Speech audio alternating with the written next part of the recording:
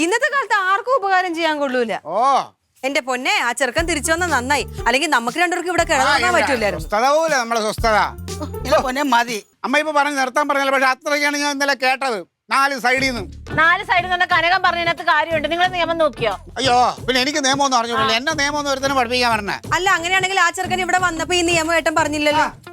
കൂടുതൽ വർത്താനം പറയേണ്ട കാര്യങ്ങൾ പറയണം. അവന് പറയേണ്ട കാര്യങ്ങൾ പറയണം. പിന്നെ ഇതിപ്പോ ഇനി അവൻ ഇവിടെ അല്ല, ഇനി എവിടെ പോലും ഞാൻ പൊക്കും. എന്റെ പൊന്ന് ക്ലീറ്റോ, ആ ചെറുക്കൻ നല്ല കാര്യത്തിന് ദൈവകൃപ കൊണ്ട് അത് തിരിച്ചു വന്നു. അങ്ങനെ വിചാരിച്ചാൽ മതി. എന്നാലും അവർക്ക് അംഗീകരിക്കാൻ ചേച്ചി എപ്പോഴെങ്കിലും ക്ലീറ്റോ ചേട്ടൻ അംഗീകരിച്ചിട്ടുണ്ടാ? പിന്നെ അല്ലാതെ ഇങ്ങനെ വമ്പത്തരം പറയേണ്ട പിടിച്ചില്ല. കണ്ടുപിടിച്ചത് പോലീസുകാരനെ പറഞ്ഞ അങ്ങ് ഇഷ്ടപ്പെട്ടില്ല.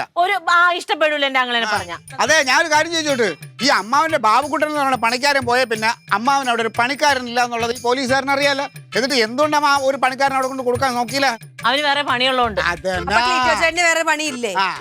ലില്ലി, നീ ഒന്ന് പൊയ്ക്കേ ലില്ലി, തലവേദന എടുക്കുന്നു. ഞാൻ പറയും, എന്റെ ആങ്ങളെന്നെ പറഞ്ഞ ഞാൻ പറയും.